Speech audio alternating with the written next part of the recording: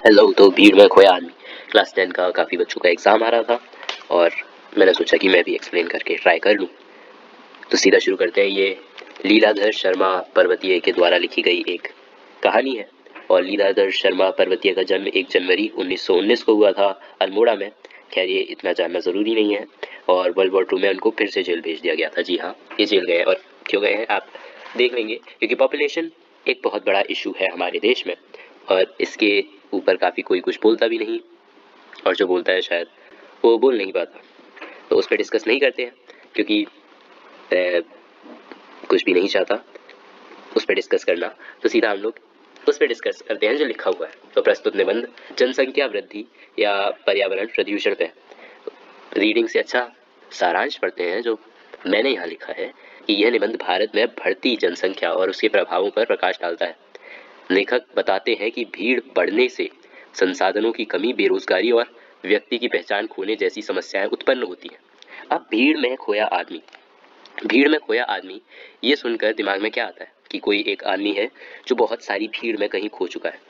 वो खुद को नहीं पहचान पा रहा। अगर एक फिलोसॉफिकल पर्सपेक्टिव से देखें तो वो खुद को नहीं पहचान पा रहा।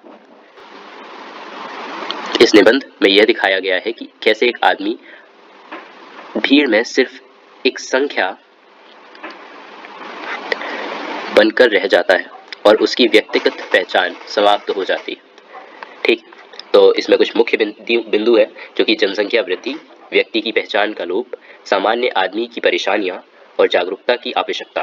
तो इसमें होता क्या है, सीधा सीधा एक बार बता देता हूँ कि यहाँ पे एक आदमी है बाबू श्यामला कांत, उनके दोस्त हैं जो ये नरेट करेंगे ये स्टोरी हमें। बाबू श्यामला कांत एक सीधे साधे, परिश्रमी, ईमानदार, किंतु निजी जिंदगी में बड़े लापरवाह। उम्र में लेखक से छोटे हैं पर अपने घर में बच्चों की फौज खड़ी कर ली है। यानी कि वो ज़्यादा पढ़े लिखे नहीं है, एजुकेटेड नहीं है, उन्होंने बहुत सारे बच्चे कर लिए हैं जिनसे उन्हें दिक्कत आ रही है, क्योंकि अगर आपके पास पैसा नहीं है और आपके पास संभालने को इतने सारे लोग हैं तो आप नहीं संभाल पाएंगे। और ये चीज़ इतने समय पहले लिखी जा चुकी है और आज भी हम लोग वर्ल्ड्स मोस्ट पॉपुलेटेड कंट्री है। ये बात हमें बताता है कि कितने ही लोग एजुकेट हो पाए हैं। भारत में तेजी से बढ़ती संख्या जो कि तभी प्रेडिक्ट कर ली गई थी, तभी इसके बारे में लिख दिया गया था। हर जगह भीड़ और संसाधनों की कमी। अब यहाँ पर स्टार्टिंग में ही हमें एक मैसेज दे दिया जाता है कि भीड़ के बारे में बात होने वाली है, संसाधनों की कमी के बारे में बात होने वाली है। जब ट्रेन पे चढ़ने की कोशिश करते हैं वो और उनको टिकट नहीं मिल पाती क्योंकि भीड़ बहुत ज़्यादा होती है। प्लेटफॉर्म पे चढ़ने के लिए जगह ही नहीं होती क्योंकि इतनी ज़्यादा भीड़ होती है और कई लोग अपनी जान को जोखिम में डालकर ट्रेन के ऊपर चढ़ के ट्रैवल कर रहे होते हैं। और आज भी आप देखोगे कि कई जगह ऐसा होता है, कई लोग अपनी जान को जोखिम में डाल के इधर से उधर ट्रैवल करते हैं क्योंकि हमारे पास जनसंख्या ही इतनी है। 140 करोड़ की आबादी हो चुके हैं अब। तो यहाँ से शुरू करते हैं कि उनके लेखक को बुलाया गया था, जैसा कि लिखा हुआ है, उनकी लड़की के विवाह में सम्मिलित होने के लिए हरिद्वार बुलाया गया था। 15 दिन पहले आरक्षण के लिए स्टेशन पर गया तो वहाँ पहले से ही लोगों की लंबी कतार लग खड़ी थी। घंटों प्रतीक्षा के बाद मेरी बारी आई तो पता चला कि किसी भी गाड़ी में स्थान खाली नहीं। जाना आवश्यक था, इसलिए मुझे बिना आरक्षण के ही निकलना पड़ा। जब गाड़ी आई तो क्या देखता हूँ कि उसके अंदर तिल रखने भर की जगह नहीं है और प्लेटफॉर्म चढ़ने वालों की भीड़ जबरदस्त धक्का करने लगी है। मेरे पास सामान बहुत कम था, फिर भी कुली की सहायता लेनी पड़ी। अब वो यहाँ पे देखते हैं कि इतनी ज़्यादा भीड़ है और इतने कम सामान के बावजूद उनको कुली की सहायता लेनी पड़ती है ताकि वो एक जगह से दूसरी जगह जा सके। हरिद्वार स्टेशन पे श्यामला कांत जी का बड़ा बेटा दीनानाथ उनका इंतजार कर रहा था। उसे अपनी पढ़ाई पूरी करे हुए 2 वर्ष हो गए थे और अभी वो नौकरी की तलाश कर रहा है, पर उसे नौकरी मिल नहीं पाई क्योंकि जहाँ भी वो जाता है उसके उसके सेम इंटेलिजेंस के लोग पहले से ही वहाँ भरे पड़े होते हैं। और प्रेजेंट में भी भारत में अनएम्प्लॉयमेंट भी बहुत बड़ी दिक्कत ही है कि जहाँ पे भी लोग जाते हैं वहाँ पे उन्हें अनएम्प्लॉयमेंट का सहारा दिया जाता है। एक आदमी एक गोले में अलग से दिखेगा, पर अगर इतने सारे आदमी हो जाएंगे जिनके पास सेम नॉलेज है, सेम स्किल्स हैं, या कहें कि इतने सारे बेवकूफ़ हो जाएंगे जिनके पास कोई भी स्किल नहीं है, तो फिर इन लोगों को रिक्रूट करना बहुत मुश्किल हो जाएगा। ये लोग अनएम्प्लॉयड रह जाएंगे क्योंकि कोई क्यों रिक्रूट करेगा इनको जब इनसे अच्छे लोग मिल जाएंगे।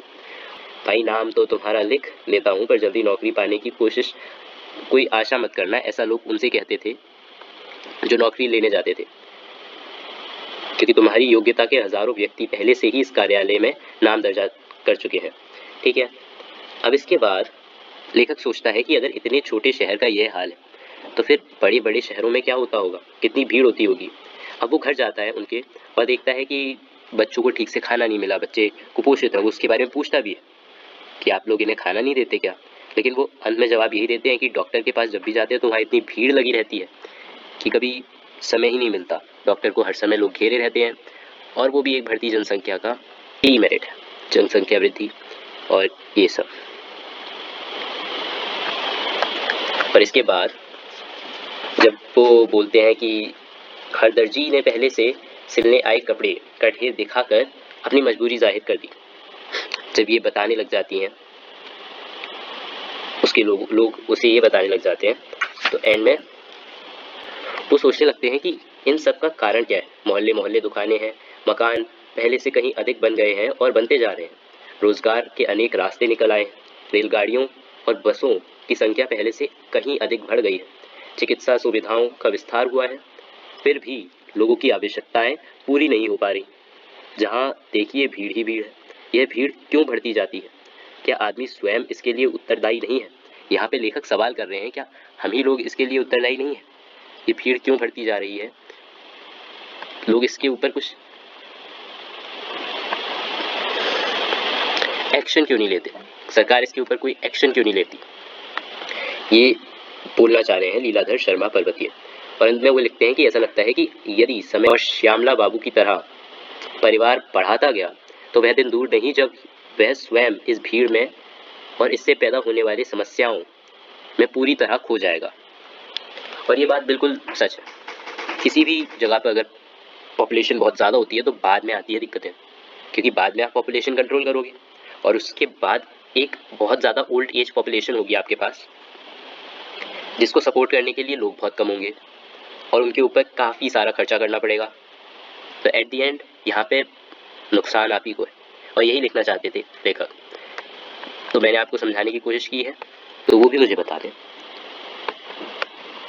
ताकि मैं इम्प्रूव कर सकूँ।